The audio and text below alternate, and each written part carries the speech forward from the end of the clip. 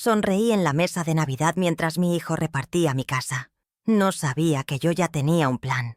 Las luces del árbol parpadeaban sobre la vajilla de plata, esa que solo usábamos en ocasiones verdaderamente especiales. El aroma a pino y pavo asado llenaba el comedor de mi casa en la dehesa, una construcción de 450 metros cuadrados que mi difunto esposo y yo levantamos, ladrillo a ladrillo. Sentado a la cabeza de la mesa, en el lugar de su padre, mi hijo Santiago sostenía una tablet con la misma autoridad con la que antes sostenía sus juguetes. Mostraba planos, rediseños digitales de mi hogar, a su esposa Verónica y a un hombre trajeado llamado Gonzalo, un gestor que masticaba su comida con una eficiencia depredadora.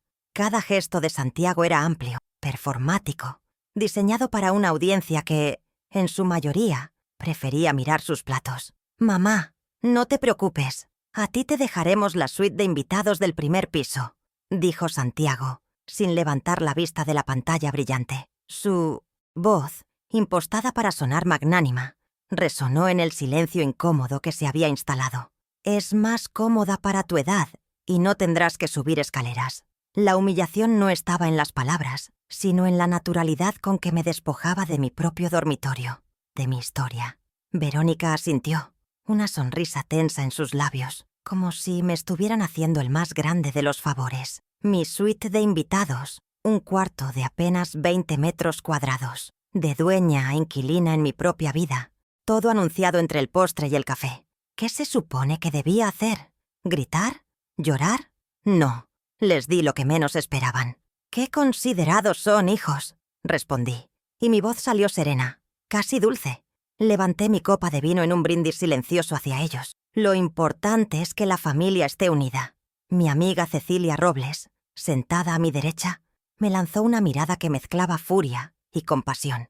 Ella, contadora como yo, sabía leer los números ocultos detrás de las palabras amables. Vio el balance de pérdidas y ganancias en esa mesa.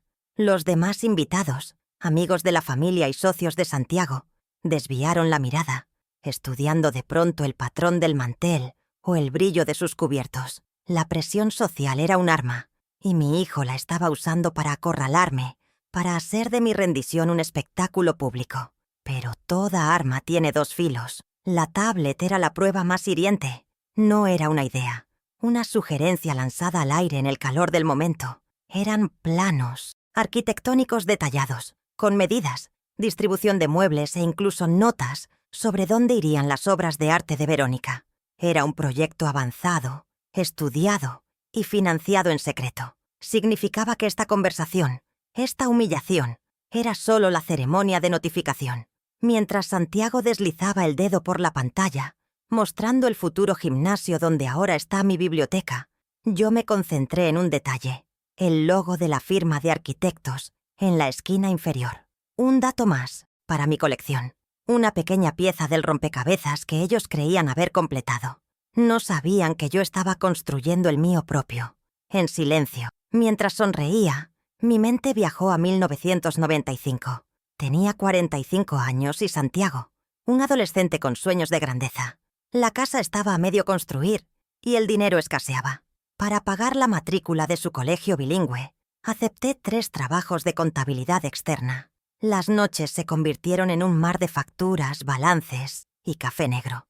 Recuerdo el peso del agotamiento, el ardor en los ojos frente a la pantalla del computador, pero también la satisfacción de firmar ese cheque de $1,200 mensuales que le aseguraría un futuro mejor. Un futuro que ahora usaba para despojarme del presente. Esa memoria no era un lamento, era combustible. Era el primer recibo de una deuda que estaba a punto de cobrar.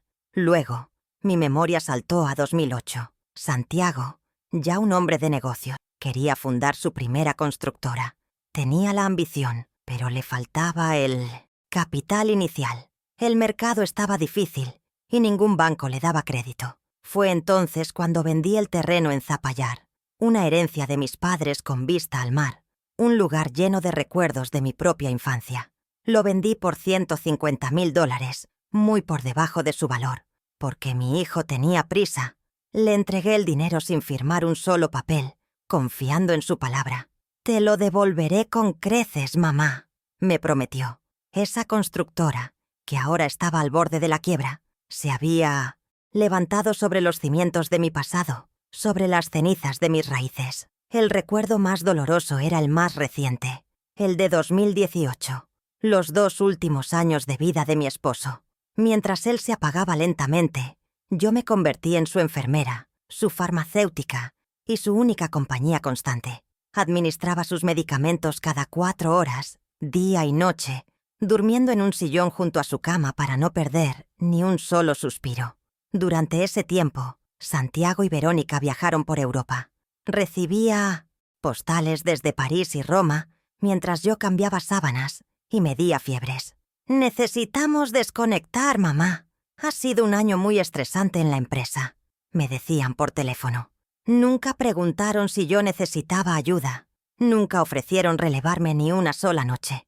Mi sacrificio era para ellos, mi deber, y estaban los microabusos, esas pequeñas gotas de veneno que erosionan el alma día a día. «Mamá, tú ya no entiendes de finanzas modernas. Déjamelo a mí», me decía Santiago con una sonrisa condescendiente cada vez que yo cuestionaba una de sus decisiones. Verónica, por su parte, se especializaba en el aislamiento social, invitaciones a eventos que se perdían en el correo, compromisos familiares de los que me enteraba cuando ya habían pasado, todo diseñado para hacerme sentir obsoleta, invisible. La estocada final había llegado hacía unos meses, cuando Santiago me pidió firmar un poder notarial. «Es solo para trámites médicos, mamá, por si alguna vez pasa algo». Lo firmé sin leerlo, porque ¿qué madre no confía en su propio hijo? Esa noche, en la cena de Navidad, vi todas las piezas encajar. El desdén financiero, el aislamiento social, el poder legal que le había entregado. Todo era parte de un plan metódico. Santiago, mi hijo de 45 años, desarrollador inmobiliario arrogante y endeudado, necesitaba salvar su apariencia de éxito. El Rolex que brillaba en su muñeca, un regalo que le hice cuando se graduó, era un símbolo de esa farsa. Su mayor debilidad era esa, la necesidad de aparentar una grandeza que no poseía. Y para mantener esa fachada, estaba dispuesto a demoler mi vida. A su lado, Verónica del Valle, de 42 años, una socialité frustrada, lo impulsaba. Su motivación era más primitiva, asegurar su estatus y el futuro de su familia, incluso si eso significaba destruir a la mía. Mi nieto Leo, de 16 años, sentado al otro extremo de la mesa, notó la tensión. Sus ojos se movían de su padre a mí, con una confusión que me partió el corazón. En un momento, mientras recogían los platos, se acercó y me preguntó en un susurro: «Abuela, ¿estás bien?». Su lealtad dividida era una víctima colateral en esta guerra silenciosa. Le apreté la mano y le sonreí. «Estoy perfectamente, cariño. No te preocupes por nada». No podía involucrarlo. Esta era mi batalla, y la libraría con mis propias armas. Mi memoria fotográfica para números y cláusulas contractuales, una competencia que mi familia había olvidado convenientemente que yo poseía. Yo, Beatriz Alvarado, Tashmienev Zinetov, 72 años, contadora jubilada, viuda y aparentemente frágil, estaba a punto de recordarles quién era. Los stakes, las apuestas en este juego cruel, estaban claramente definidos sobre la mesa, junto a los restos de la cena. El primer nivel era doméstico, pasar de ser la dueña de mi casa de 450 metros cuadrados a una invitada en una habitación de 20. El plano en la tablet de Santiago era la prueba visual de esa degradación. Era el mapa de mi futuro encierro, diseñado por mi propio carcelero. Pero la cosa no terminaba ahí. Sabía, con la certeza helada que solo da la experiencia, que esto era solo el comienzo. Mi hogar era solo el primer bastión que planeaban tomar, y yo debía anticipar cada uno de sus movimientos, proteger cada flanco, antes de que siquiera pensaran en atacar. El siguiente nivel era el financiero. Santiago llevaba meses insinuando que yo debería darle acceso a mis cuentas para gestionarlas mejor. Sabía de mi fondo de inversión, unos $250.000 que mi esposo y yo habíamos acumulado durante 50 años de trabajo. Mientras él hablaba de remodelaciones, yo sentí una punzada de sospecha. Discretamente, bajo la mesa, abrí la aplicación del banco en mi teléfono algo que Santiago creía que yo no sabía usar. Una notificación reciente confirmó mis temores. Una transferencia de $85.000 desde mi cuenta a la de su empresa, fechada el 15 de diciembre. El poder notarial que firmé para trámites médicos ya estaba mostrando sus verdaderos dientes. La sola apuesta subía al nivel patrimonial. La casa, valuada en unos $970.000, era el verdadero premio. La presencia de Gonzalo, el gestor, no era casual. Vi cómo, al dejar su maletín en el recibidor, una esquina de un documento asomó. Pude leer las palabras «borrador de fideicomiso». Estaban planeando transferir la propiedad de la casa a una figura legal controlada por ellos, dejándome sin ningún poder sobre mi mayor activo. Me convertirían en una simple usufructuaria, una figura decorativa en 1900, mi propia vida, hasta que decidieran que ya no era necesaria. El plan era despojarme de todo, capa por capa, hasta que no quedara nada de Beatriz Alvarado, solo una anciana dependiente. Luego venía la reputación. Había escuchado a Verónica hablando por teléfono hace unas semanas, su voz un susurro venenoso. Es que Beatriz ya no está bien de la cabeza, se olvida de las cosas. Santiago tiene que tomar el control por su propio bien. Estaban sembrando la narrativa de mi senilidad, preparando el terreno social para justificar sus acciones. Me pintarían como una anciana confundida e incompetente, para que nadie cuestionara su repentino control sobre mi vida y mis bienes. La humillación pública en la cena de Navidad era solo el primer acto de esa obra de teatro. Querían que todos vieran a una madre dócil y agradecida, cediendo el paso a la nueva generación. Pero el guión iba a cambiar. Finalmente, el stake más alto, mi libertad y mi salud.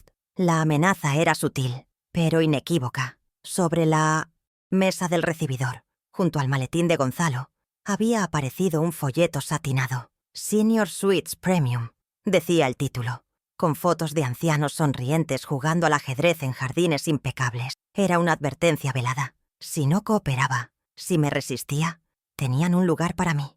Un lugar donde mis opiniones no importarían, donde estaría medicada y controlada, lejos de mi casa, de mis recuerdos, de mi vida. La posibilidad de ser declarada legalmente incompetente y encerrada contra mi voluntad era el jaque mate que estaban preparando. Pero se habían olvidado de una cosa. La reina es la pieza más poderosa del tablero. La cena terminó. Los invitados se fueron con sonrisas falsas y abrazos huecos. Santiago y Verónica subieron a su habitación, la principal, la mía, sin siquiera darme las buenas noches. La casa quedó en silencio, un silencio denso, lleno de planes y traiciones. Fui a la biblioteca, el único espacio que aún sentía como mío. Detrás de una fila de libros de contabilidad estaba la pequeña caja fuerte de mi esposo. Él siempre me dijo, «Aquí guardo los papeles que nos protegen». Introduje la combinación, una fecha importante para nosotros, y la puerta se abrió con un suave clic. Dentro, junto a nuestra acta de matrimonio y los títulos de propiedad, había una carpeta. Contenía una copia de cada documento importante que habíamos firmado. Con manos firmes, saqué la copia del poder notarial que Santiago me había hecho firmar. La luz de la lámpara de escritorio cayó sobre el papel timbrado. Él me había apurado ese día, diciendo que el notario esperaba. «Es solo para el seguro de salud, mamá. Una formalidad». Mi error fue confiar. Mis ojos, entrenados durante décadas para encontrar anomalías en columnas de números, buscaron las cláusulas clave. Y allí estaba. No era un poder limitado a asuntos médicos. Era un poder general amplísimo, sin restricciones. Le otorgaba control total sobre mis bienes, mis cuentas bancarias, mis propiedades. Podía vender, comprar, transferir y endeudarse en mi nombre. Era una abdicación completa. El frío que sentí no era por la noche, era el hielo de la traición. No sentí pánico, sino una claridad cortante. La tristeza se había transformado en un propósito de acero. Mi hijo no solo me había mentido, había usado mi amor y mi confianza para forjar un arma en mi contra. Esa noche no dormí. Me senté en mi escritorio, el mismo desde el que había financiado su educación, y comencé a trazar mi contraofensiva. El primer paso era reunir pruebas irrefutables. Él creía que yo era una reliquia analógica en un mundo digital, pero mi esposo me había insistido en tomar clases de computación. «El conocimiento es poder, Bea», decía. Tomé mi teléfono, abrí la aplicación bancaria y fui directamente a la transferencia de $85.000 del 15 de diciembre. La pantalla mostraba los detalles con una claridad brutal, de mi cuenta de ahorros a la cuenta de Constructora Alvarado e Hijos. El concepto: préstamo, accionista. No había ningún préstamo. Era un robo. Hice una captura de pantalla y me la envié a mi correo electrónico. Luego, encendí la vieja impresora que Santiago siempre se burlaba de que conservara. El aparato zumbó, cobrando vida, y escupió una hoja de papel con la evidencia. Tomé un marcador amarillo y resalté la fecha, el monto y las cuentas involucradas. Esta hoja de papel, tan simple y tangible, era más poderosa que cualquier palabra. Era el primer ladrillo de la fortaleza que estaba a punto de construir a mi alrededor. La mañana del 25 de diciembre fue extraña. Santiago y Verónica bajaron a desayunar, actuando como si la noche anterior me hubieran regalado un crucero por el Caribe. Hablaban del futuro de la casa, de los colores para las paredes, de la fiesta de inauguración que darían. Yo los escuchaba en silencio, sorbiendo mi té, asintiendo de vez en cuando. Mi docilidad los envalentonaba. «Qué bueno que lo entiendas tan bien, mamá», dijo Santiago, dándome una palmada en el hombro. «Verás que es lo mejor para todos». Yo solo sonreí. Mientras ellos planeaban la decoración, yo planeaba su caída. Mi silencio no era sumisión, era estrategia. Les estaba dando la soga con la que ellos mismos se ahorcarían. Ese día llamé a mi amiga Cecilia. Le conté todo. Mi voz firme, sin una sola inflexión de autocompasión. «Lo sospechaba, Bea», dijo ella, su voz llena de una furia que yo no me permitía expresar. «Esa Verónica tiene ojos de serpiente. ¿Qué vas a hacer?». Le expliqué mi necesidad de obtener más pruebas, algo que los vinculara directamente con la intención de declararme incompetente. Cecilia, siempre práctica, tuvo una idea. «Verónica es una presumida. Llama a su hermana. Ella no podrá resistirse a alardear de sus planes». Sabíamos que era arriesgado, pero necesario. Acordamos que yo la llamaría al día siguiente, con Cecilia a mi lado como testigo, y grabaría la conversación. El 26 de diciembre a las 9 de la mañana, mientras Santiago estaba supuestamente en una reunión importante, ejecuté la segunda fase de mi plan de recolección de pruebas. Con Cecilia a mi lado en la cocina, marqué el número de la hermana de Verónica. Puse el teléfono en altavoz y activé la grabadora de voz. Cuando contestó, adopté un tono de anciana frágil y confundida. Le dije que Santiago y Verónica me habían hablado de unos papeles, de un fideicomiso, y que no entendía bien. Le pregunté si ella sabía algo, apelando a su vanidad, haciéndola sentir que ella era la que tenía la información privilegiada. Funcionó a la perfección. La hermana de Verónica, ansiosa por demostrar su importancia, mordió el anzuelo. «Ay, Beatriz, no se preocupe. Es solo para simplificar las cosas. Verónica me contó todo. Y entonces soltó la frase que sellaría su destino. Solo falta que la vieja firme el fideicomiso. Si no, Santiago usará el plan B con el juez amigo». La palabra «vieja» salió con un desprecio que helaba la sangre. Cecilia ahogó una exclamación. Yo permanecí en silencio, dejando que la grabación capturara cada sílaba. Agradecí con voz temblorosa y colgué. Guardé el archivo de audio con un nombre discreto. La pantalla del teléfono, con la onda de sonido vibrando, parecía un sismógrafo registrando el terremoto que se avecinaba. Ahora tenía el poder notarial, la transferencia bancaria y la grabación. Necesitaba una prueba más, algo que conectara a Santiago directamente con el plan de incapacidad y que involucrara a Gonzalo, el gestor. Recordé algo que mi hijo solía decir con arrogancia: «La gente es estúpida con sus contraseñas». Y recordé que, hace muchos años, cuando le configuré su primer correo electrónico, él había puesto mi email como la dirección de respaldo para recuperar su cuenta. Dudé por un instante. Esto se sentía como cruzar una línea, pero luego recordé el folleto de Senior Suites Premium y la duda se desvaneció. Él había cruzado todas las líneas morales posibles. Fui a la página de inicio de sesión de su correo. Hice clic en «Olvidé mi contraseña». El sistema preguntó si quería enviar un código de recuperación a mi dirección de correo. Acepté. Unos segundos después, un email con un código numérico llegó a mi bandeja de entrada. Lo introduje y el sistema me permitió establecer una nueva contraseña. Por un momento tuve acceso a todo su mundo digital. No busqué nada personal. Fui directamente a la barra de búsqueda y escribí el nombre de Gonzalo. Aparecieron docenas de correos. Abrí uno con el asunto: agilizar proceso BA. Bea Beatriz Alvarado.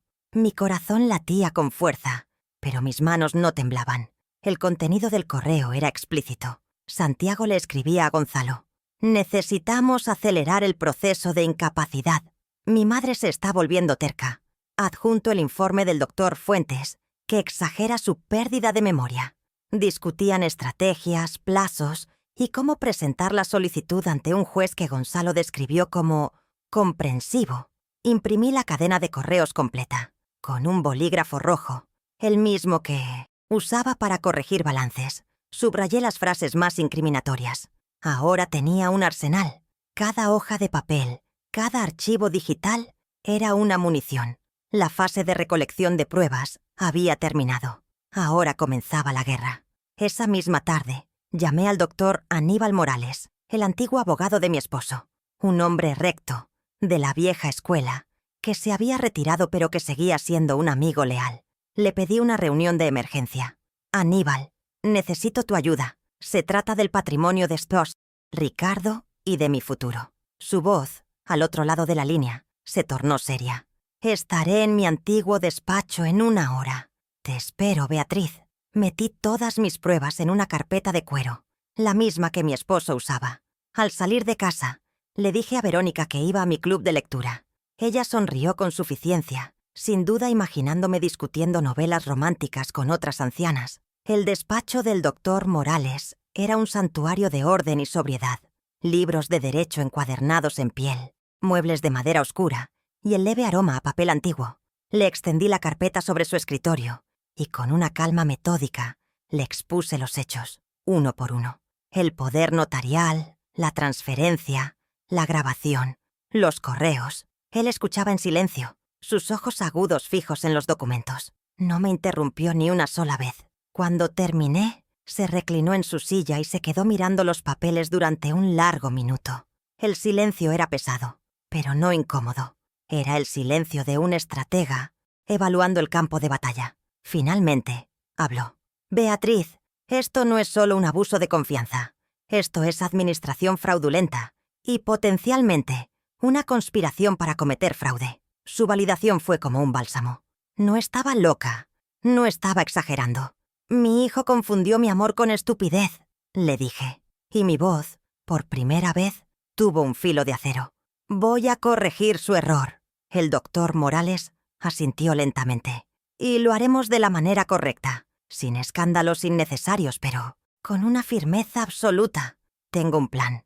Es silencioso, rápido, y no les dará tiempo a reaccionar. ¿Confías en mí? Asentí sin dudar. Por primera vez en meses, sentí que no estaba sola en esta lucha. El plan del doctor Morales era una obra de arte legal, una sinfonía de acciones precisas y calculadas. El primer paso se ejecutaría a la mañana siguiente, el 27 de diciembre, a las 11 en punto. Irás a una sucursal bancaria lejos de tu barrio, una donde no te conozcan, me instruyó. Llevarás tu identificación y una carta redactada por mí. Revocarás inmediatamente el poder notarial de Santiago. Luego solicitarás el congelamiento de todas las transferencias salientes de tus cuentas y pedirás una auditoría completa de los últimos 6 meses. Me entregó la carta, impresa en papel timbrado de su bufete. Cada palabra estaba diseñada para ser inexpugnable. Así lo hice.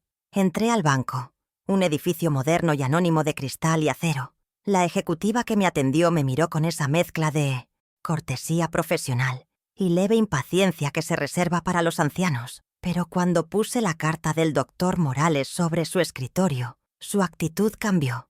Leyó el documento. Luego lo releyó. Sus ojos se abrieron ligeramente. Hizo una llamada, luego otra. Tecleó furiosamente en su computadora. Después de 20 minutos que parecieron una eternidad, me miró con un nuevo respeto. «Señor Alvarado, el poder ha sido revocado. Sus cuentas están aseguradas. La auditoría se ha iniciado». Salí del banco, sintiendo que había recuperado el primer trozo de mi territorio. El segundo paso del plan era asegurar mi fortaleza física, mi casa.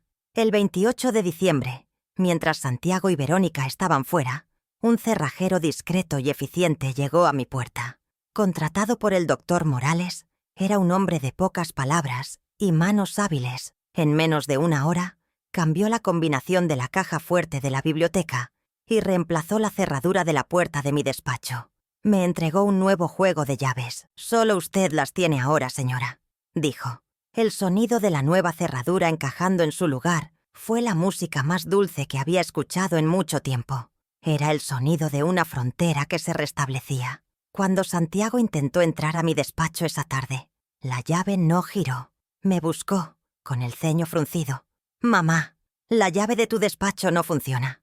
Lo miré con la mayor inocencia que pude fingir. «Oh, qué raro. Debe haberse atascado. Llamaré a un cerrajero mañana». Su frustración era palpable. Sabía que en ese despacho guardaba documentos importantes, pero no podía forzar la puerta sin revelar sus intenciones. Se retiró murmurando, visiblemente irritado. Esa pequeña puerta cerrada era un símbolo.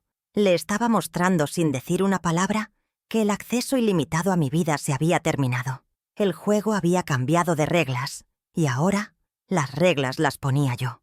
El tercer y último paso de la fase inicial del plan era la notificación oficial. El 29 de diciembre, el doctor Morales envió a un notificador judicial al edificio corporativo de Santiago. Llevaba un sobre timbrado y lacrado.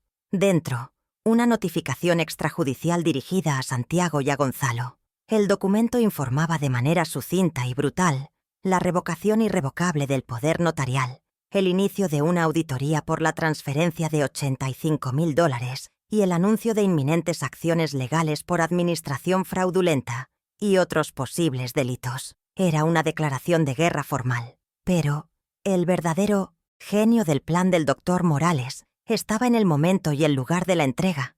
La notificación no sería entregada en una oficina vacía o a una secretaria. La instrucción era clara. Debía ser entregada en mano a Santiago Alvarado durante el evento de lanzamiento de su nuevo y más ambicioso proyecto inmobiliario, Altos de la Viña. Esa misma noche, Santiago se alimenta de la percepción pública de éxito. Me había explicado el doctor Morales. Vamos a quitarle ese alimento frente a la misma gente, a la que necesita impresionar, sus inversionistas, sus clientes y la prensa. Santiago recibiría el sobre timbrado en medio de su discurso de éxito. La segunda fase de mi plan, la fase pública, empezaba justo ahí, frente a todos sus socios, y yo estaría allí, en primera fila, para verlo. La noche del 29 de diciembre llegué al cóctel de inauguración de Altos de la Viña. El salón de eventos era un derroche de lujo impersonal. Luces tenues, música chill out y camareros ofreciendo canapés con nombres pretenciosos. El aire estaba cargado de perfume caro y ambición. Vi a Santiago en el centro de todo, radiante, aceptando felicitaciones, su Rolex brillando bajo los focos. Verónica estaba a su lado, vestida con un diseño costosísimo, bebiendo champaña y riendo con demasiada fuerza. Me vieron llegar y su sorpresa fue evidente. No esperaban que yo asistiera a la celebración de su triunfo, un triunfo construido sobre mis espaldas. Verónica se acercó, su sonrisa una máscara. «Mamá, qué sorpresa. ¿No es un poco tarde para ti?» «No me lo perdería por nada del mundo, querida», le respondí, mi voz tan suave como el terciopelo. «Estoy muy orgullosa de mi hijo». Me abrí paso entre la multitud de inversionistas y figuras de la alta sociedad. Todos me saludaban con una cortesía condescendiente, viéndome como la adorable y senil madre del hombre del momento. Nadie sabía que estaban presenciando el prólogo de una ejecución. El doctor Morales ya estaba allí, en un rincón discreto, observando. Cerca de la entrada, dos hombres de aspecto serio que no encajaban con el resto de los invitados esperaban pacientemente. el oficial de justicia y su acompañante. El escenario estaba listo. Los actores estaban en sus posiciones. Solo faltaba que subiera el telón. Santiago subió a un pequeño podio instalado en el centro del salón. Las luces se atenuaron y un foco lo iluminó. Tomó el micrófono y comenzó su discurso. Agradeció a los inversionistas por su confianza, a su equipo por su arduo trabajo. Todo era un cliché corporativo, un monumento a su propio ego. Entonces, llegó el momento que yo esperaba. Y, por supuesto, dijo. Su voz quebra sonreí en la mesa de Navidad, mientras mi hijo repartía mi casa. No sabía que yo ya tenía un plan. Las luces del árbol parpadeaban sobre la vajilla de plata, esa que solo usábamos en ocasiones verdaderamente especiales. El aroma a pino y pavo asado llenaba el comedor de mi casa en la dehesa, una construcción de 450 metros cuadrados que mi difunto esposo y yo levantamos ladrillo a ladrillo. Sentado a la cabeza de la mesa, en el lugar de su padre, mi hijo Santiago sostenía una tablet con la misma autoridad con la que antes sostenía sus juguetes.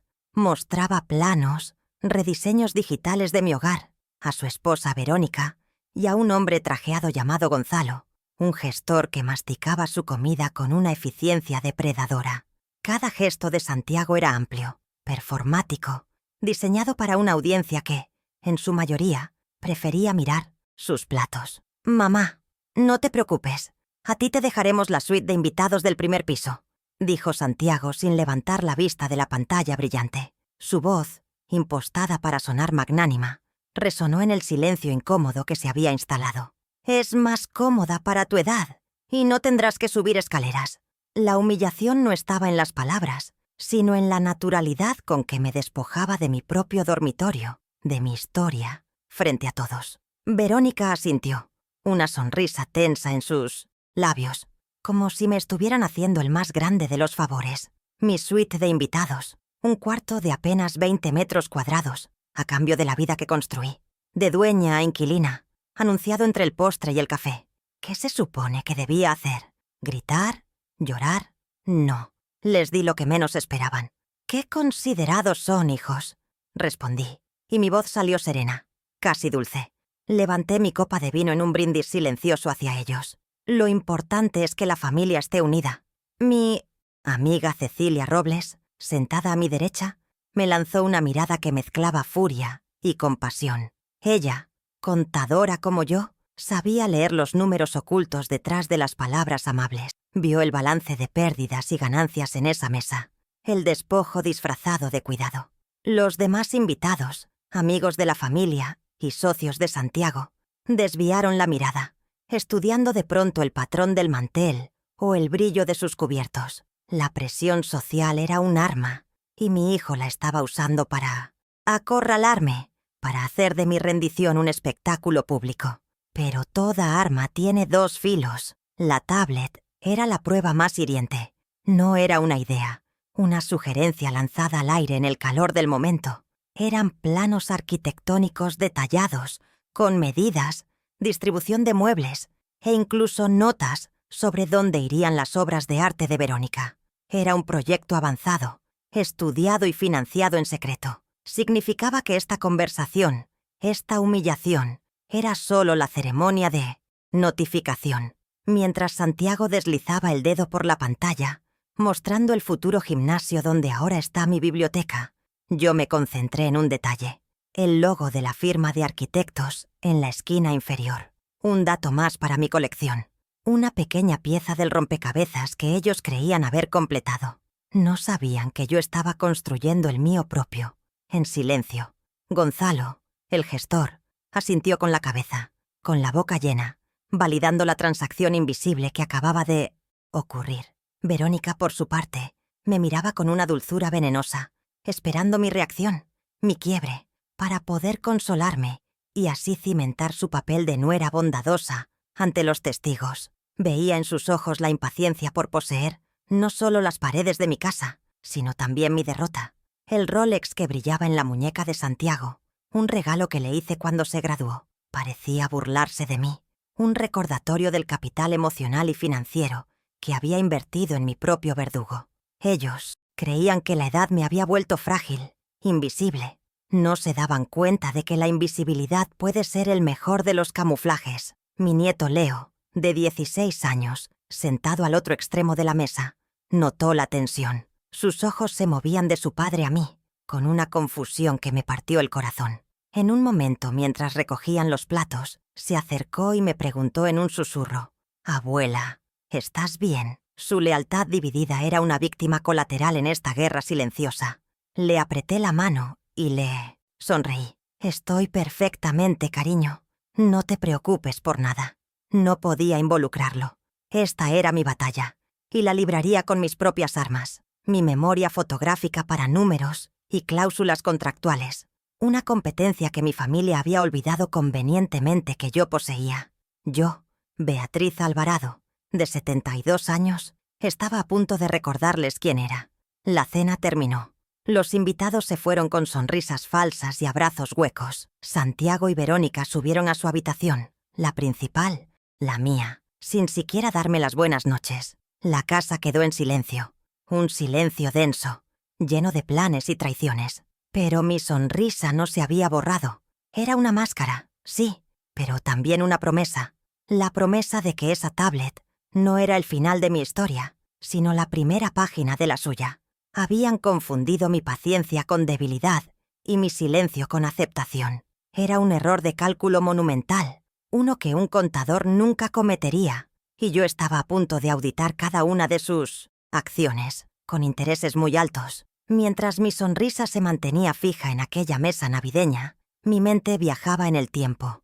No por nostalgia, sino para recolectar las facturas de una deuda que estaba a punto de cobrar. Cada recuerdo era un recibo, una prueba de mis inversiones en un proyecto que resultó ser mi propia ruina. La primera parada fue en 1995. Yo tenía 45 años, y Santiago, un adolescente con sueños de grandeza que costaban exactamente $1.200 mensuales, el precio de la matrícula de su exclusivo colegio bilingüe. Para pagarla, mi día no terminaba a las 6 de la tarde. Empezaba de nuevo. Tenía 3 trabajos de contabilidad externa que me esperaban en casa, un mar de facturas y balances que conquistaba noche tras noche, alimentada por café negro y la promesa de un futuro brillante para él.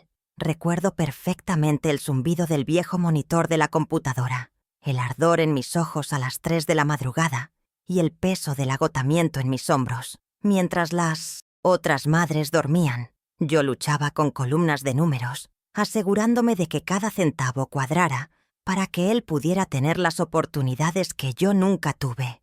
Creía que le estaba enseñando el valor del trabajo duro, del sacrificio por un bien mayor. Viendo ahora su rostro complaciente, repartiendo mi vida en una tablet, me pregunto si el mensaje que recibió fue otro. ¿Acaso le estaba enseñando a valorar el dinero? ¿O simplemente a tomarlo, asumiendo que siempre habría alguien, yo, dispuesta a pagar el precio sin hacer preguntas? Mi memoria saltó entonces a 2008. Santiago, ya un hombre de negocios de 30 años, quería fundar su primera constructora. Tenía la ambición, pero el capital inicial era un espejismo. Ningún banco confiaba en su plan, el mercado estaba contraído y su impaciencia era un mal consejero. Fue entonces cuando me habló del terreno en Zapallar, esa herencia de mis padres con vista al mar, un lugar sagrado lleno de los ecos de mi propia infancia. Lo vendí por él. Lo malvendí, para ser precisa. Acepté una oferta de $150.000, muy por debajo de su valor real, porque Santiago tenía prisa, porque su oportunidad, me dijo, era ahora o nunca.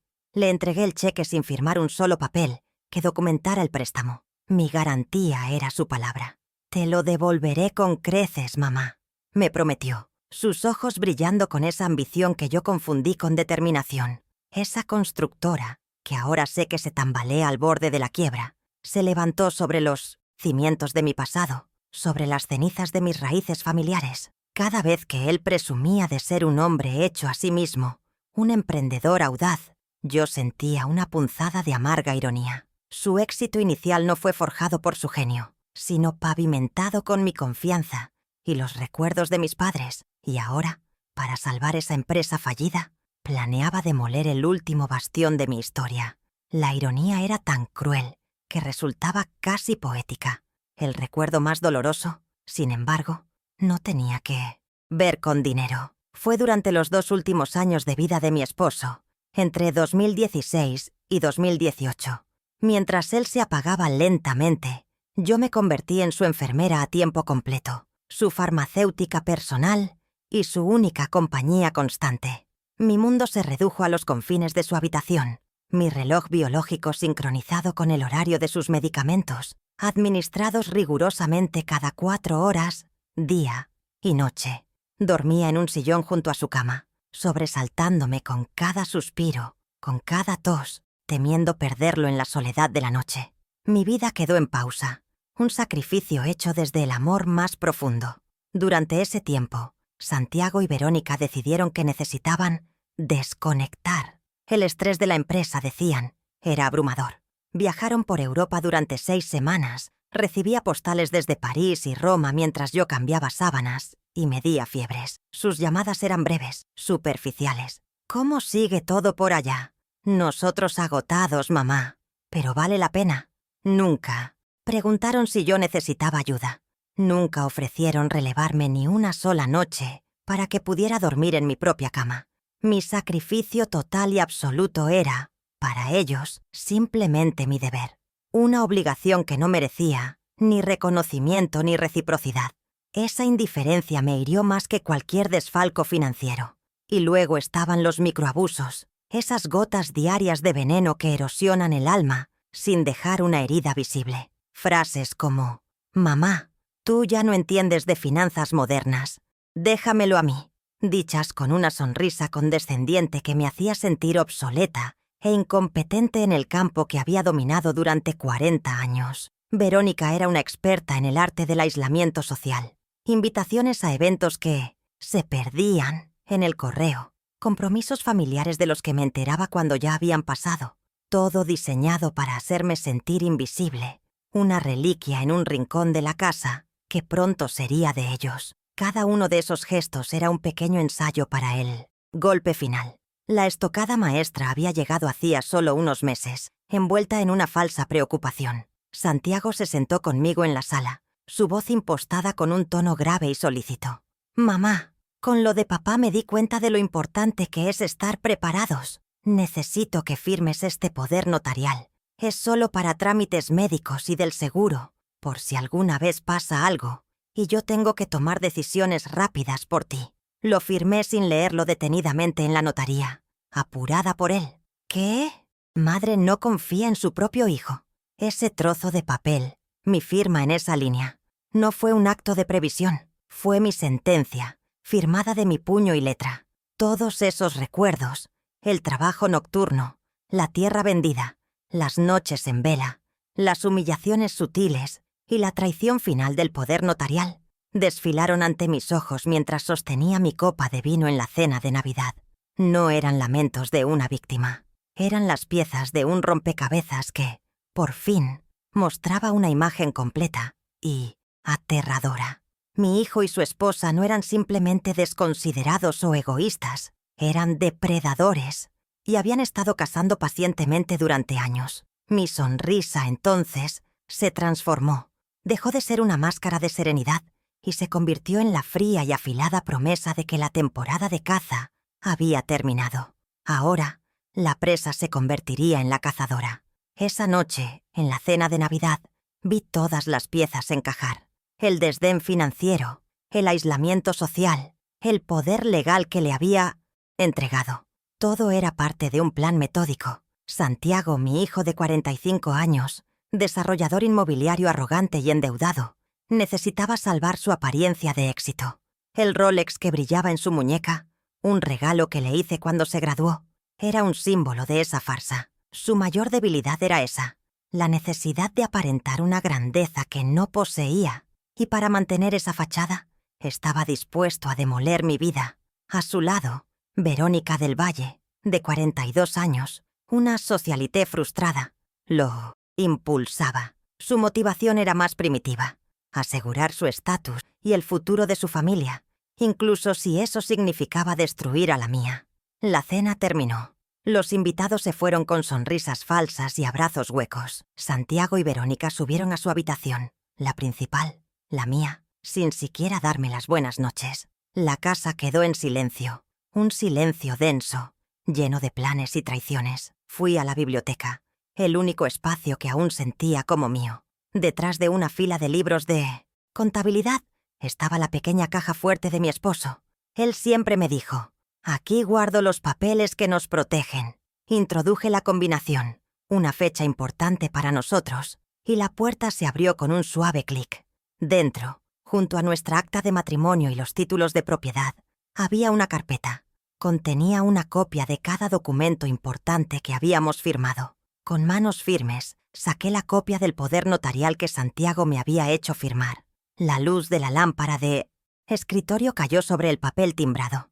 Él me había apurado ese día, diciendo que el notario esperaba. «Es solo para el seguro de salud, mamá. Una formalidad». Mi error fue confiar. Mis ojos, entrenados durante décadas para encontrar anomalías en columnas de números, buscaron las cláusulas clave. Y allí estaba. No era un poder limitado a asuntos médicos. Era un poder general amplísimo, sin restricciones. Le otorgaba control total sobre mis bienes, mis cuentas bancarias, mis propiedades. Podía vender, comprar, transferir y endeudarse en mi nombre. Era una abdicación completa. El frío que sentí no era por la noche, era el hielo de la traición. No sentí pánico, sino una claridad cortante. La tristeza se había transformado en un propósito de acero. Mi hijo no solo me había mentido, había usado mi amor y mi confianza para forjar un arma en mi contra. Esa noche no dormí. Me senté en mi escritorio, el mismo desde el que había financiado su educación, y comencé a trazar mi contraofensiva. El primer paso era reunir pruebas irrefutables. Él creía que yo era una reliquia analógica en un mundo digital, pero mi esposo me había insistido en tomar clases de computación. «El conocimiento es poder, Bea», decía. Tomé mi teléfono, abrí la aplicación bancaria y fui directamente a la transferencia de $85,000 del 15 de diciembre. La pantalla mostraba los detalles con una claridad brutal, de mi cuenta de ahorros a la cuenta de Constructora Alvarado e Hijos. El concepto: préstamo, accionista. No había ningún préstamo. Era un robo.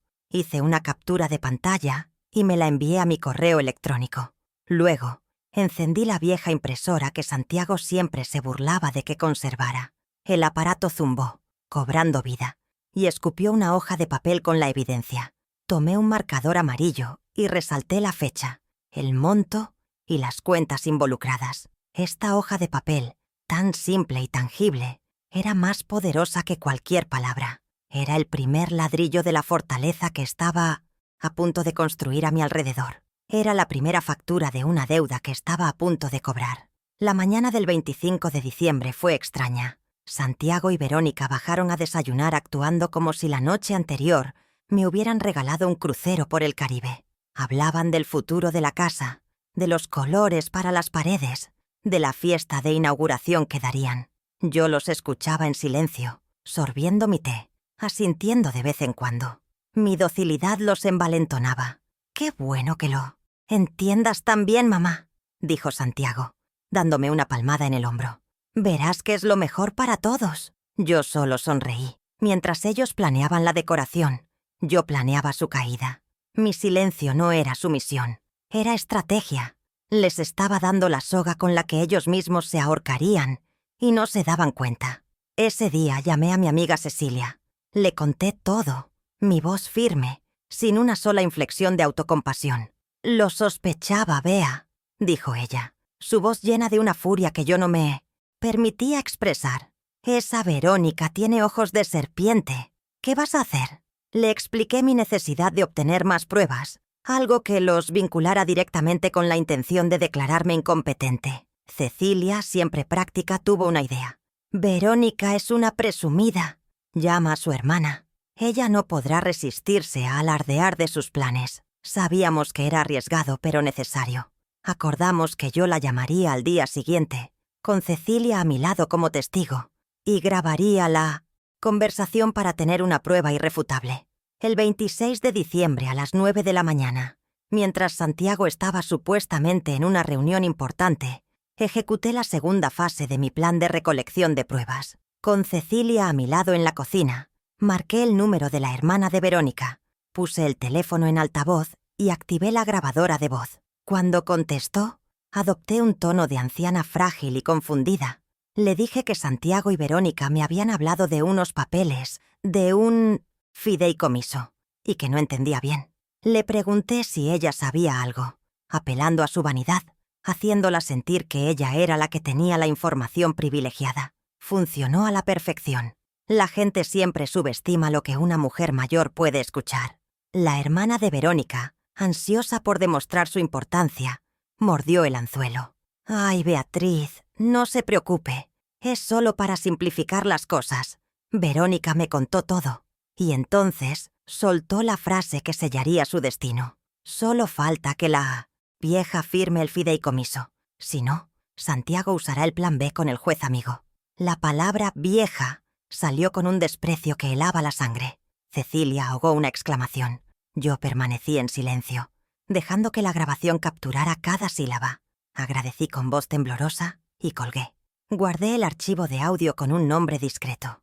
La pantalla del teléfono, con la onda de sonido vibrando, parecía un sismógrafo registrando el terremoto que se avecinaba. Ahora tenía el poder notarial, la transferencia bancaria y la grabación. Necesitaba una prueba más, algo que conectara a Santiago directamente con el plan de incapacidad y que involucrara a Gonzalo, el gestor. Recordé algo que mi hijo solía decir con arrogancia. La gente es estúpida con sus contraseñas. Y recordé que, hace muchos años, cuando le configuré su primer correo electrónico, él había puesto mi email como la dirección de respaldo para recuperar su cuenta. Dudé por un instante. Esto se sentía como cruzar una línea, pero luego recordé el folleto de Senior Suites Premium y la duda se desvaneció. Él había cruzado todas las líneas morales posibles. Fui a la página de inicio de sesión de su correo. Hice clic en «Olvidé mi contraseña». El sistema preguntó si quería enviar un código de recuperación a mi dirección de correo. Acepté. Unos segundos después, un email con un código numérico llegó a mi bandeja de entrada. Lo introduje y el sistema me permitió establecer una nueva contraseña. Por un momento tuve acceso a todo su mundo digital. No busqué nada personal. Fui directamente a la barra de búsqueda y escribí el nombre de Gonzalo. Aparecieron docenas de correos. Abrí uno con el asunto: agilizar proceso Beatriz Alvarado. Mi corazón latía con fuerza, pero mis manos no temblaban.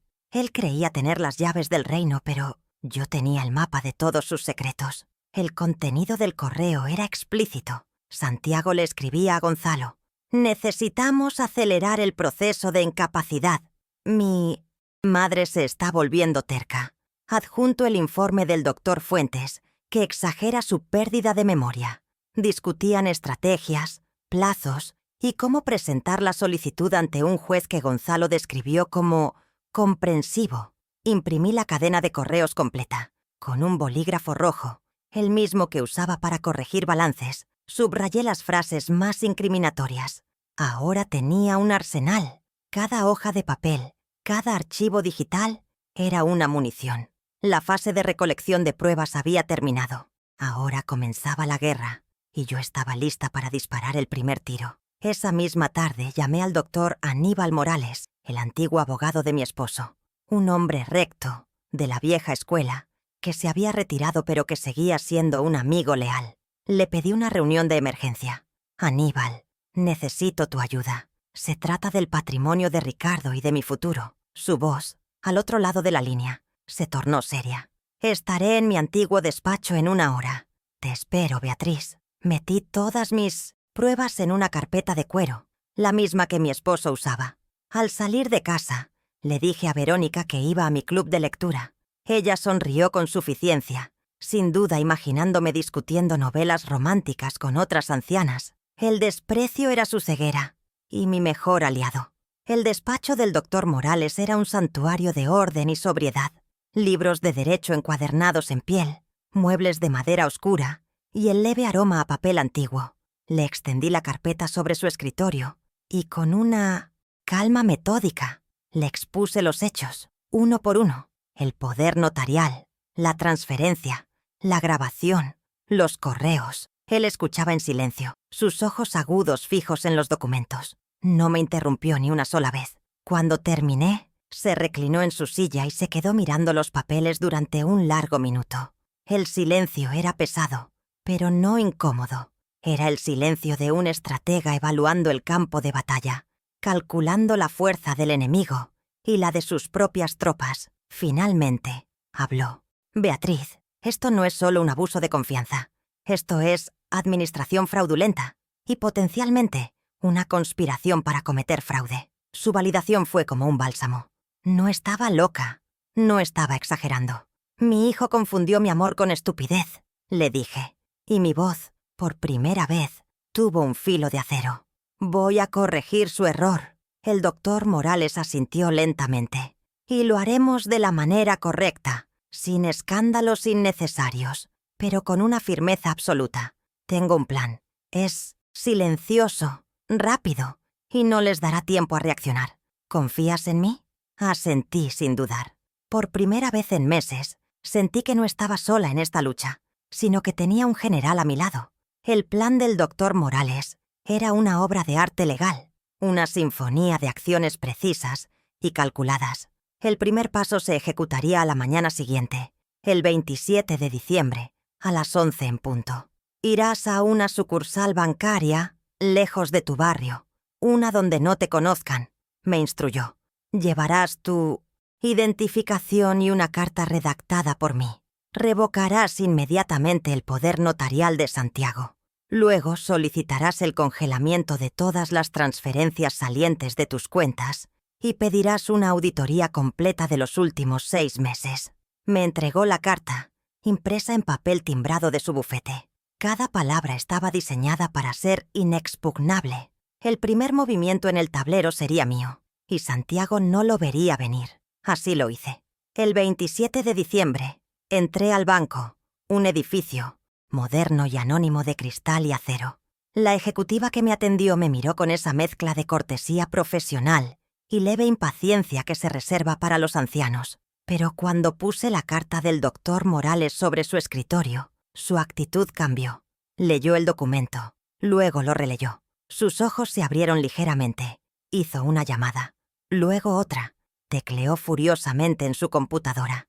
Después de 20 minutos que parecieron una eternidad, me miró con un nuevo respeto. Señor Alvarado, el poder ha sido revocado. Sus cuentas están aseguradas. La auditoría se ha iniciado. Salí del banco sintiendo que había recuperado el primer trozo de mi territorio soberano.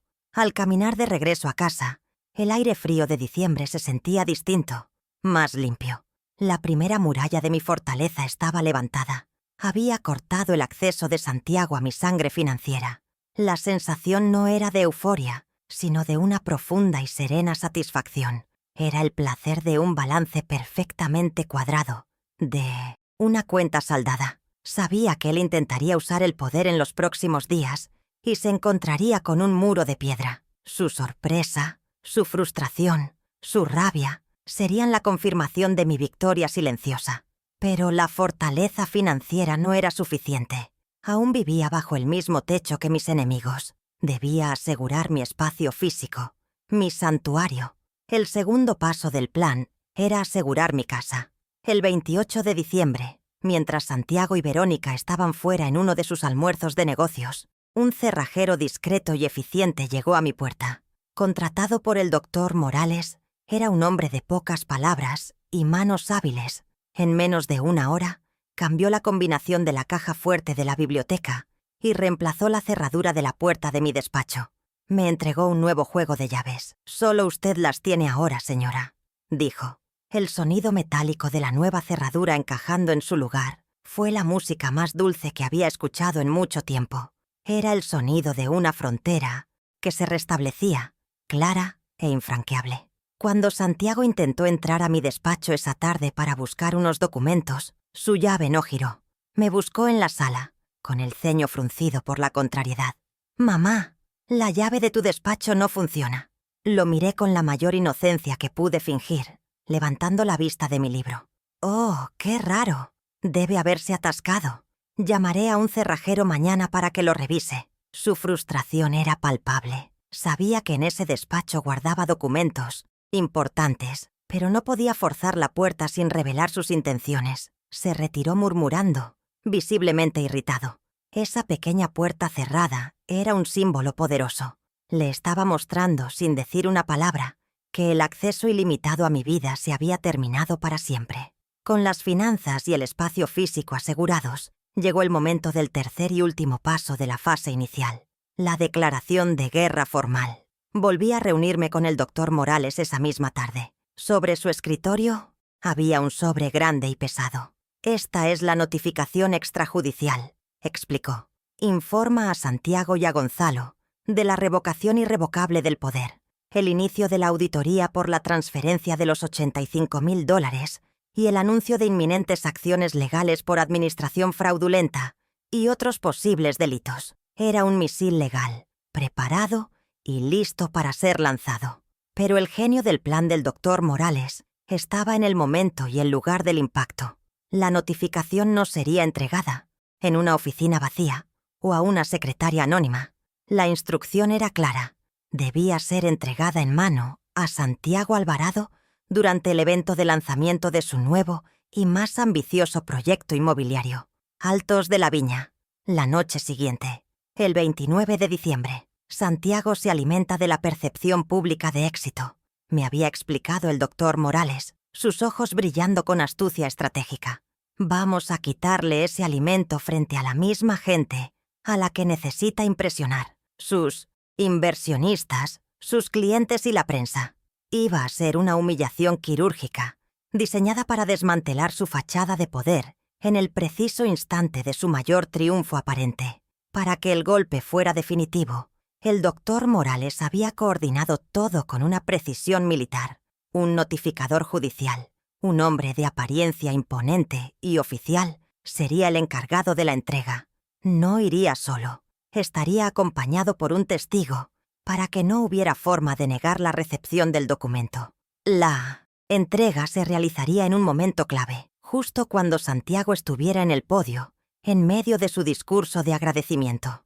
El sobre timbrado y lacrado pasaría de mano en mano hasta llegar a él, interrumpiendo su monólogo de éxito. Toda la escena estaba diseñada para generar preguntas, susurros y, finalmente, el pánico entre sus socios. Tomar la decisión de ejecutar un acto tan público contra mi propio hijo no fue fácil.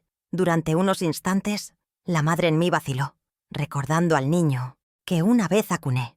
Pero luego recordé el rostro de mi esposo en sus últimos días, la frialdad de las postales de Europa, el desprecio en la voz de mi nuera llamándome la vieja y la calculada crueldad de los planos en la tablet. Esto no era un acto de venganza, me repetí. Era un acto de supervivencia y de justicia.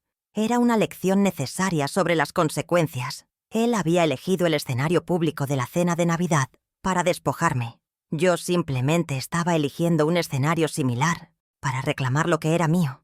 La noche del 29 de diciembre me preparé con un cuidado ritual. Elegí un traje de chaqueta de tweed, elegante y sobrio. No era un atuendo de fiesta, sino una armadura. Me maquillé con discreción, asegurándome de que mi rostro reflejara serenidad y control, no la angustia de una víctima. Cada gesto era deliberado, una preparación para la batalla que se avecinaba. Llamé a Cecilia para informarle que el plan estaba en marcha. «Estaré pensando en ti, Bea. Rómpeles el corazón, como ellos rompieron el tuyo», me dijo con su lealtad inquebrantable. Su voz fue el último empujón de valor que necesitaba antes de salir hacia el evento. Mientras el auto se abría paso por las calles iluminadas de Santiago, repasé mentalmente cada paso, cada prueba, cada posible reacción. No sentía miedo, sino una extraña calma, la calma del cazador que ha esperado pacientemente el momento perfecto para actuar. Iba a entrar en el epicentro del mundo de mi hijo, un mundo de apariencias, dinero y poder superficial, un mundo que él había construido sobre mis sacrificios. Santiago iba a dar el discurso de su vida, celebrando su supuesto ingenio y visión. Lo que no sabía era que yo había escrito el final de ese discurso y no iba a ser un final feliz para él. La noche del 29 de diciembre llegué al cóctel de inauguración de Altos de la Viña. El salón de eventos era un derroche de lujo impersonal. Luces tenues, música chill out y camareros ofreciendo canapés con nombres pretenciosos. El aire estaba cargado de perfume caro y ambición. Vi a Santiago en el centro de todo, radiante, aceptando felicitaciones, su Rolex brillando bajo los focos. Verónica estaba a su lado, vestida con un diseño costosísimo, bebiendo champaña y riendo con demasiada fuerza. Me vieron llegar y su sorpresa fue evidente. No esperaban que yo asistiera a la celebración de su triunfo. Un triunfo construido sobre mis espaldas. Verónica se acercó, su sonrisa una máscara. «Mamá, qué sorpresa. ¿No es un poco tarde para ti?» «No me lo perdería por nada del mundo, querida», le respondí, mi voz tan suave como el terciopelo. «Estoy muy orgullosa de mi hijo». Me abrí paso hasta mi asiento en la primera fila, un lugar que la organización había reservado para la matriarca de la familia. Era una posición estratégica, un palco de honor, desde donde presenciaría la obra que yo misma había dirigido. Desde allí, observaba a Santiago en su elemento, un pez nadando en un mar de adulación y capital. Cada apretón de manos, cada sonrisa a los inversionistas, era parte de una farsa que estaba a punto de colapsar. Él se sentía invencible, en la cima de su mundo, completamente ajeno a la tormenta que se gestaba en los bordes de su fiesta, perfectamente coreografiada. No sabía que entre sus invitados de honor se encontraban los heraldos de su caída, esperando pacientemente la señal para actuar. Mi presencia no era un homenaje, era una auditoría. Cuando Santiago finalmente subió al podio, las luces se atenuaron y un foco lo aisló del resto del mundo, convirtiéndolo en el único protagonista de su propia tragedia. Su discurso comenzó, una predecible sinfonía de autoelogio disfrazado de gratitud. Agradeció a su equipo, a los bancos, a la ciudad.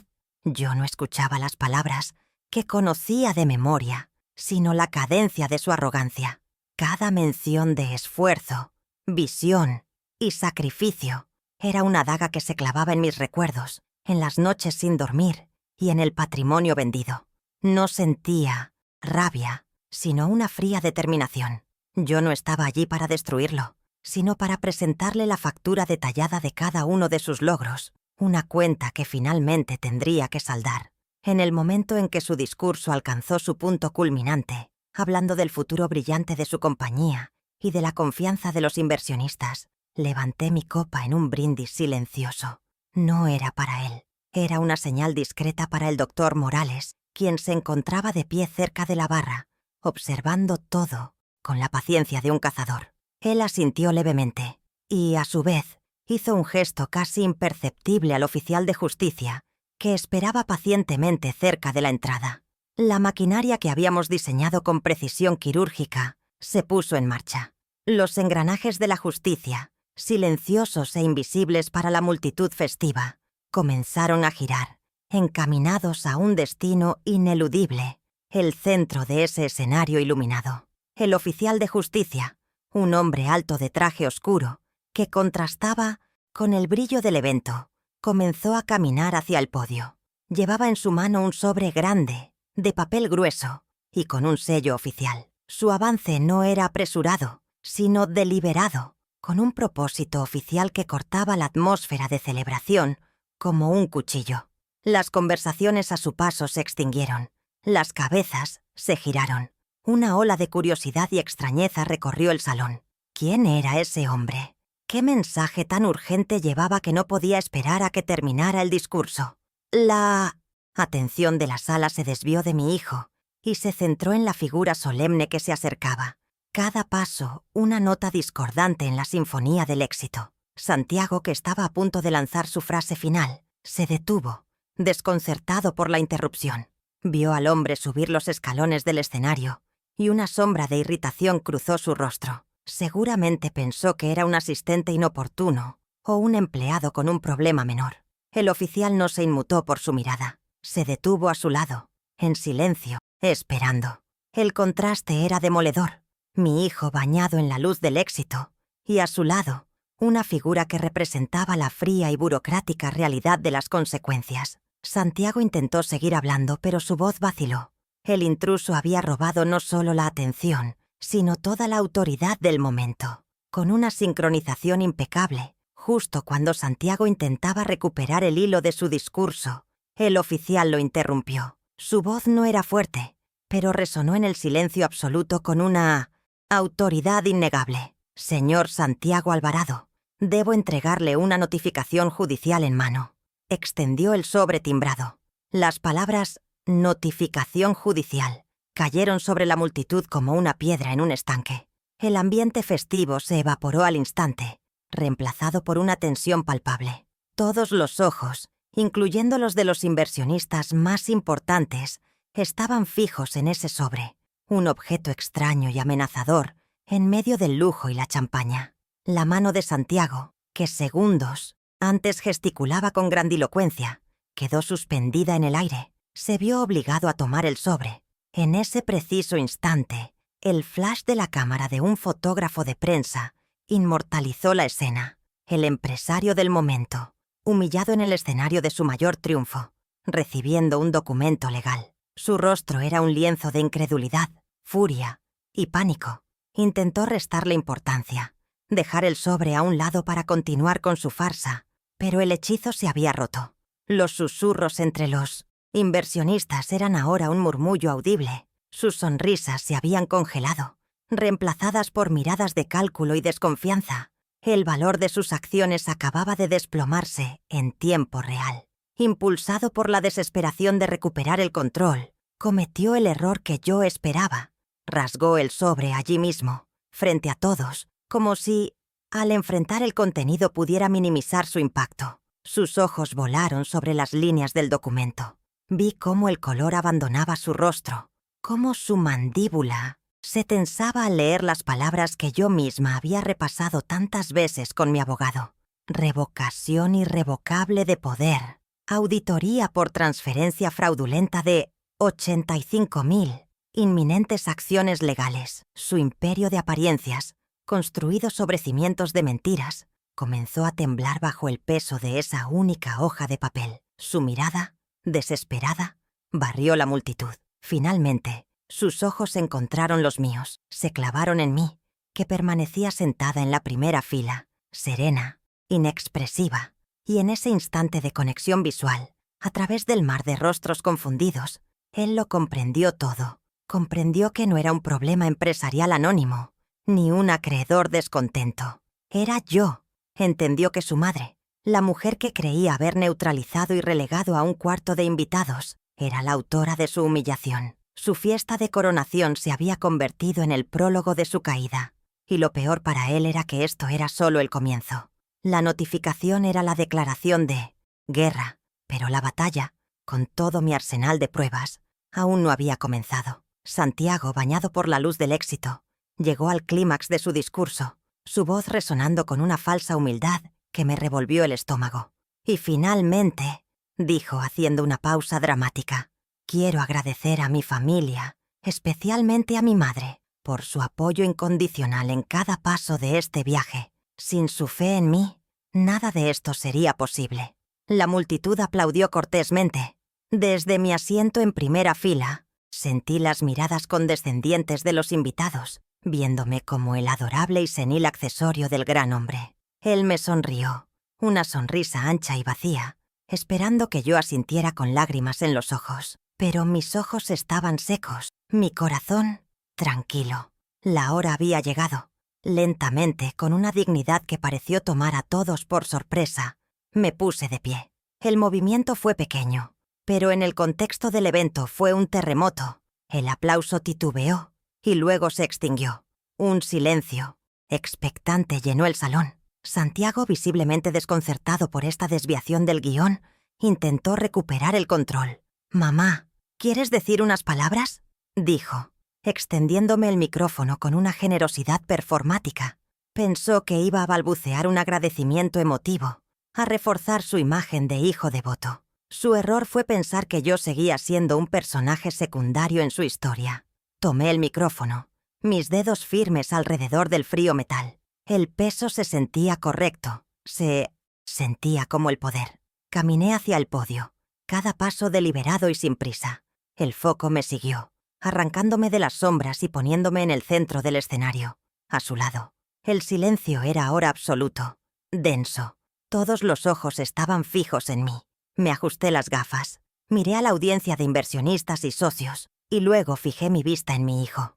«Gracias, Santiago», comencé, mi voz clara y firme, amplificada por los altavoces. «Mencionas mi apoyo incondicional. Me gustaría cuantificarlo para tus socios, ya que ellos entienden de números». De la elegante carpeta que llevaba, saqué una hoja de papel. Era una copia ampliada del extracto de mi cuenta bancaria.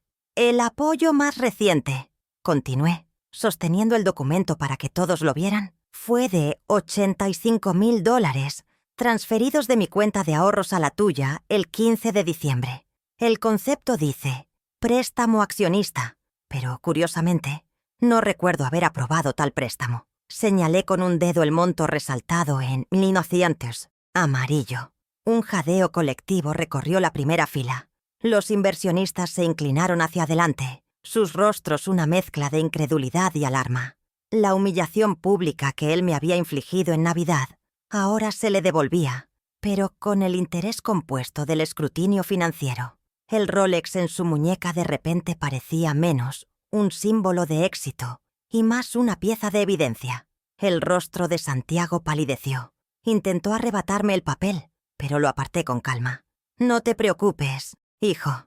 Tengo copias para todos», dije, mi voz aún serena.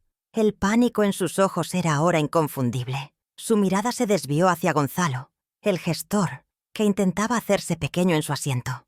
Claro que el apoyo no fue solo financiero. Proseguí, sacando otro juego de papeles de mi carpeta. Eran las impresiones de sus correos electrónicos, con mis subrayados en rojo sangre.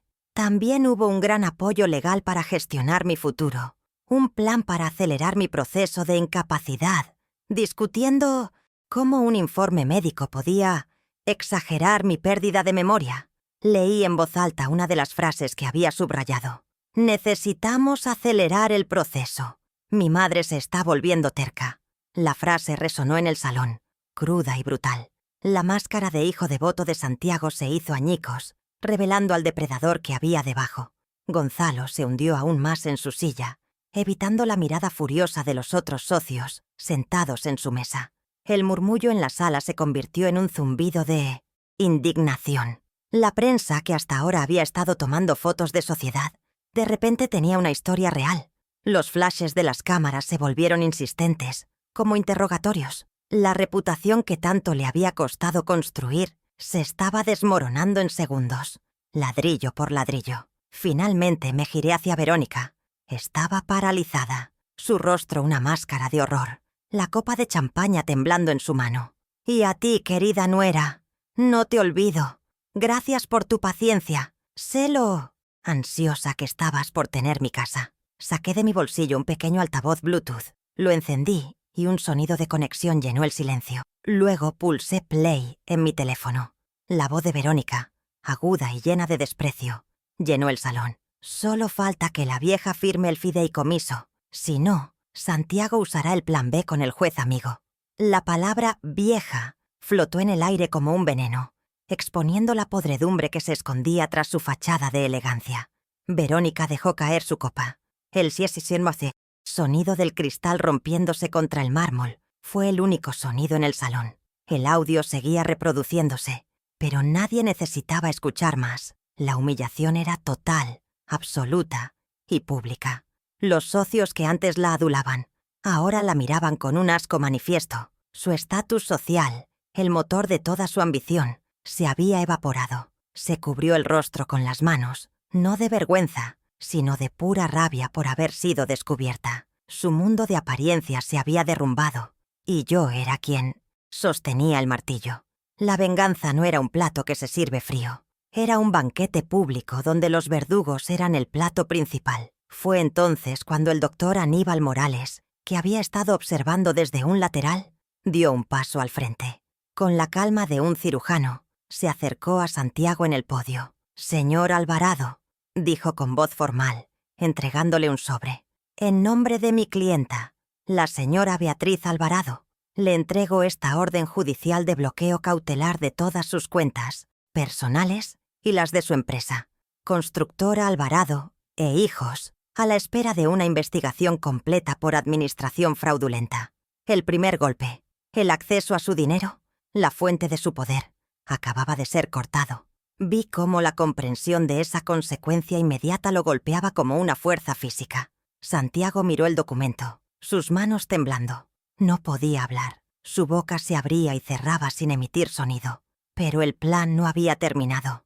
Mientras el doctor Morales se retiraba, otro hombre de traje, el oficial de justicia que había entregado la notificación la noche anterior, subió al escenario. Su presencia oficial silenció cualquier posible protesta. Se dirigió a Santiago con una voz impersonal que no admitía réplica. «Señor Alvarado, se me ha ordenado entregarle esta orden de restricción que le prohíbe acercarse a menos de 200 metros de la propiedad de la señora Beatriz Alvarado, ubicada en la dehesa. El segundo golpe. Acababa de perder el acceso a mi casa, su futuro hogar y oficina. Y entonces, el oficial añadió el golpe de gracia, la consecuencia más visible y humillante. Además, debo requisar en este acto las llaves del vehículo marca Mercedes-Benz, patente. Leyó el número de la patente de memoria. Ya que el vehículo está registrado a nombre de la señora Alvarado. Extendió su mano, esperando.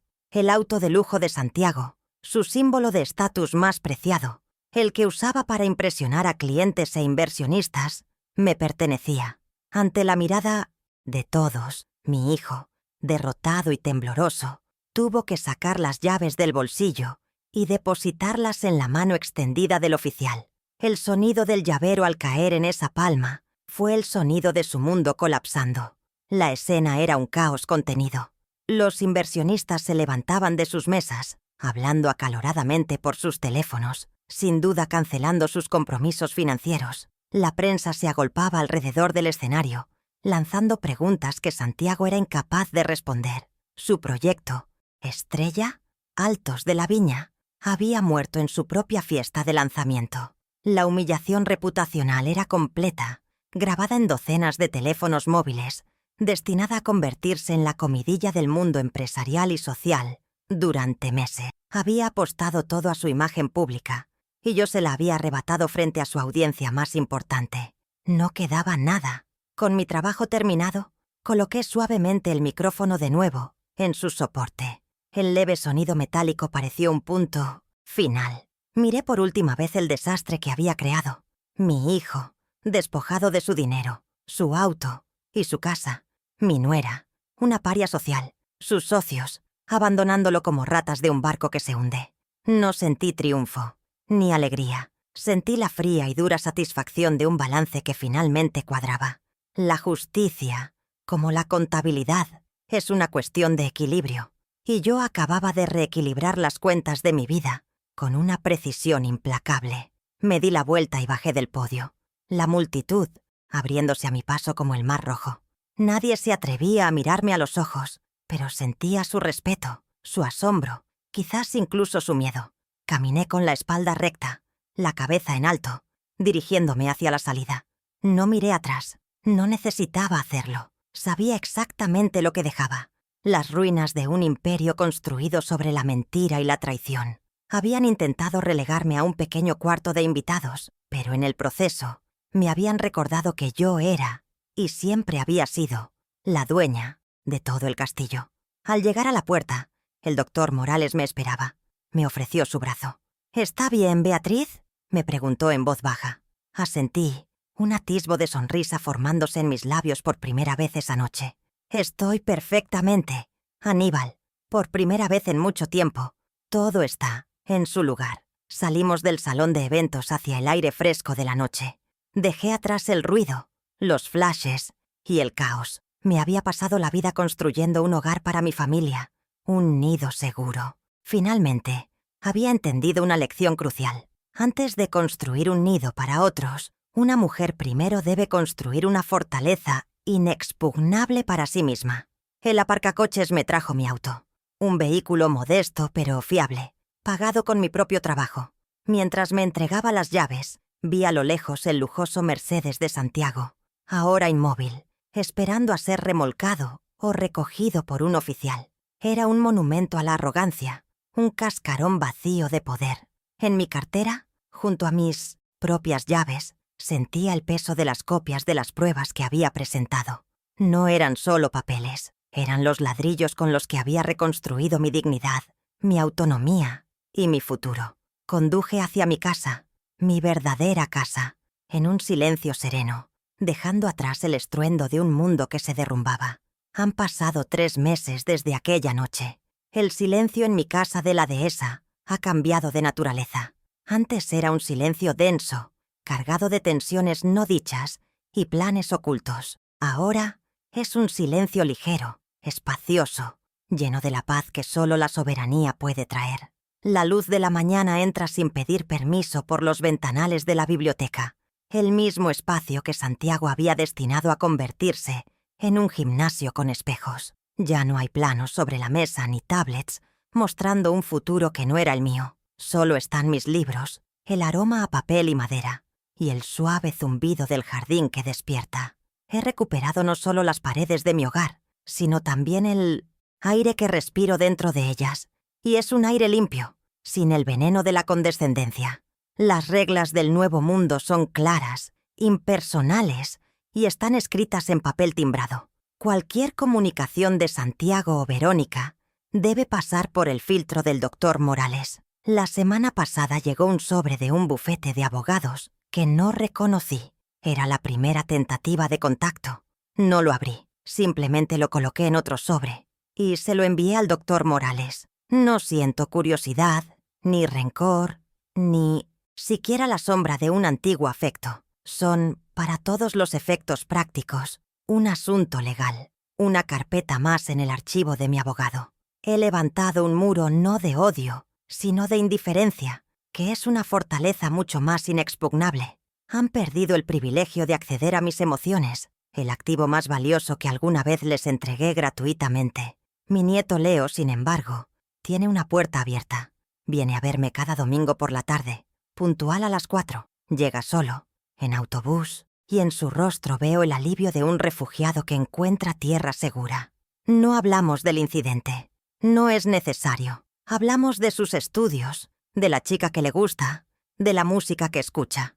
La semana pasada horneamos galletas de avena, llenando la cocina con un aroma dulce y sencillo, mientras sus manos, aún torpes, amasaban la mezcla. Vi en sus ojos una admiración nueva, un respeto que trascendía el simple lazo familiar. Estaba conociendo a Beatriz, no solo a su abuela, y yo estaba redescubriendo el gozo de un amor que no exige nada a cambio, que solo busca compañía y calor. Mi patrimonio financiero también está ahora dentro de una fortaleza. Con la ayuda del doctor Morales, he constituido un nuevo fideicomiso, uno que yo controlo por completo, y que está diseñado para proteger mis activos de cualquier intento futuro de manipulación. Aquel fondo de inversión de $250,000 que mi esposo y yo construimos con el trabajo de toda una vida, ahora está seguro, diversificado y creciendo bajo mi estricta supervisión.